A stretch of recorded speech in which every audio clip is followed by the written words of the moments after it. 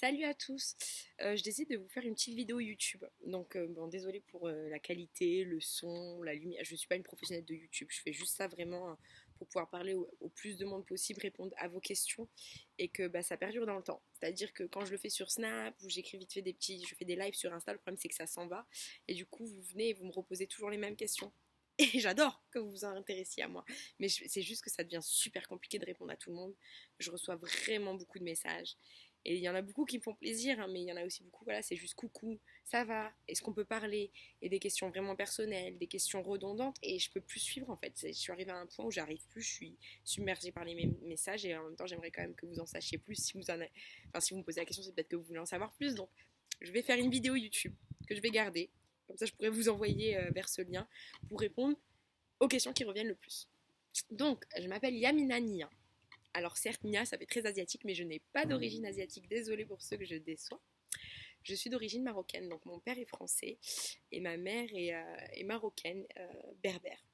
Donc du coup, les traits asiatiques me viennent sûrement de là, puisque les berbères ont des traits asiatiques parfois, quand ils viennent comme moi d'Ourika des montagnes. Donc, ça c'est fait. J'ai 28 ans, je suis née en 89, donc pendant l'émission j'en avais 27. Émission 10 couples parfaits. On sait jamais ce qu'elle raconte par hasard sur cette vidéo YouTube et dit qu'est-ce qu'elle raconte. Euh, Pourquoi j'ai fait cette émission? Alors j'ai fait cette émission simplement parce que déjà je m'ennuyais dans ma vie. De parler, je rencontrais personne de vraiment nouveau, il se passait rien de croustillant. Il faut savoir que moi je suis quelqu'un de très dispersé, donc j'ai commencé pas mal d'études que j'ai jamais finies. J'ai fait un bac économique et social général que j'ai eu. J'ai eu un BTS MUC. Ensuite, j'ai commencé une année de licence dans l'agroalimentaire que j'ai abandonné. J'ai recommencé avec une autre entreprise que je faisais de l'alternance que j'ai abandonné. J'ai fini par aller à Toulouse, à l'IDRAC, pour faire un master 1 en communication, management et marketing, que j'ai aussi fini par abandonner parce que ça m'énervait. Du coup, j'ai tout balancé et je suis partie faire au pair à l'étranger. J'ai fait un an à Londres et j'ai fait 2 ans aux États-Unis, Los Angeles et Washington, et j'ai voyagé dans tous les États-Unis, j'ai voyagé beaucoup en Europe. J'ai décidé d'arrêter et de juste voyager, de travailler à côté, de voyager. Et quand je suis rentrée en France, il y a maintenant 2 ans, 3 ans, il y avait 2 ans quand j'ai commencé l'émission, je savais pas quoi faire de ma vie. Je savais que j'avais plein de petits rêves, comme tout le monde, plein d'ambitions, mais un peu peur de se lancer. Donc j'ai commencé à faire hôtesse d'accueil dans l'événementiel et c'était pas mal. J'ai enclenché des missions avec les Girondins, du bébé, enfin, des événements sportifs, des conventions médicales, des courses de voitures. C'est des petits trucs sympas. S'il y en a qui cherchent à se faire un peu d'argent, hôtesse d'accueil dans l'événementiel, c'est quelque chose de freelance, de vachement sympa à faire. Donc j'ai commencé comme ça. Et un jour, ma petite sœur, Inès, du haut de ses 16 ans à l'époque, m'a dit mais tu devrais faire une télé-réalité, t'as trop de répondants. Puis ça m'arrivait parfois de regarder avec elle des petits, pas forcément toute la saison, mais un épisode ou deux de temps en temps. Et c'est vrai que je rigolais, moi j'étais toujours là derrière ma télé. Mais moi j'aurais fait ça. Ah mais pourquoi elle a réagi comme ça? Et c'est vrai que c'est marrant, donc je me suis toujours dit oh, pourquoi pas.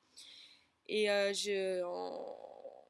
côté de ça, j'ai essayé de trouver aussi quelqu'un parce que j'ai été fiancée et malheureusement j'ai eu une grosse rupture qui m'a fait beaucoup de mal.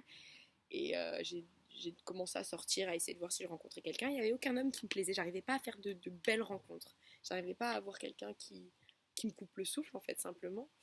Du coup, je me suis dit, bah, on va joindre l'utile à l'agréable. Je m'ennuie dans ma vie. J'ai pas forcément de taf stable. Ça peut être marrant. Je vais juste postuler. Donc, j'avais postulé à l'époque pour faire la Villa des Cœurs Brisés en prétendante. J'avais été repérée. J'ai passé un casting. Ça s'est super bien passé. Le problème, c'est quand on m'a prise. Moi, j'avais certaines personnes pour qui je voulais bien aller, certaines personnes, je voulais pas aller pour eux en tant que prétendante, et il se trouvait que les personnes que je voulais à l'époque étaient déjà prises dans l'aventure, elles avaient déjà ou quelqu'un ou une prétendante, donc ça n'a pas pu se faire. Ils m'ont dit, écoute, nous on aime ton profil, on va quand même le garder pour te proposer autre chose. J'ai dit oui, je suis rentrée, j'ai continué ma vie, et je me suis dit, s'ils ont quelque chose à me proposer, ils me proposeront, mais moi je vais essayer comme ça, j'ai la flemme de faire des castings de télé-réalité, c'est bon, je m'en fous quoi. J'ai postulé qu'à un truc. 3 semaines après, on me contacte et on me propose 10 couples parfaits. Donc voilà comment je suis rentrée dans cette émission, simplement, bêtement, parce que je m'ennuyais dans ma vie, parce que je cherchais un homme, et parce que je me suis dit je vais postuler à la Villa des Cœurs Brisés pour rigoler. Voilà, et du coup ça a super bien marché parce que c'était une très belle aventure. C'est quelque chose que je regrette absolument pas, déjà parce que j'ai rencontré Quentin, et Quentin ça m'a permis vraiment de voir que depuis mes fiançailles c'était possible d'aimer quelqu'un d'autre, d'aimer un autre homme et de se sentir épanoui et ouais, de revivre un peu, d'avoir le cœur qui bat à nouveau.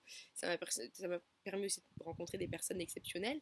Et puis au-delà de ça, une aventure comme ça c'est une expérience de vie. C'est différent de ce qu'on vit tous les jours. Ça vous booste, c'est quelque chose à vivre. Et je pense que je ferai une vidéo exactement pour vous dire ce que c'est de faire une télé-réalité et peut-être comment y arriver. Voilà, ça pourrait être intéressant. Je ne vais pas le faire dans celle-là parce que ça serait juste trop long. Et puis ça intéresse pas forcément tout le monde. Voilà. Donc voilà, cette petite vidéo YouTube était pour vous expliquer comment j'en suis arrivée là, ce que j'ai fait avant dans ma vie, mes origines, mon travail. Et puis voilà, j'espère que déjà ça sera beaucoup. Et pourquoi je réponds pas aux messages privés aussi. Donc essayez plutôt les messages publics. Ça, j'essaye d'y répondre quand vraiment je lis tous les messages, les commentaires que vous mettez sous mes photos Insta, etc. Je les lis, je like pour vous montrer que je les ai lus. Ça me fait vraiment plaisir. Par contre, répondre à tout le monde, je peux pas. Donc les messages privés, malheureusement, je pense que je peux pas. J'ai essayé, c'est juste pas possible. C'est pour ça que j'ai fermé mon Snap. Après Twitter, pareil. Message public, je réponds. J'essaie de voir quand vous me notifiez, j'essaie de répondre. Message privé, je peux plus ouvrir, il y en a trop. Donc ça sert à rien d'essayer les gens. Je fais de mon mieux, mais quand c'est en public, c'est normalement bon. Donc je vous fais un gros bisou et on verra selon comment a marché cette vidéo, si je vous en fais d'autres, si c'est intéressant ou pas. Ciao!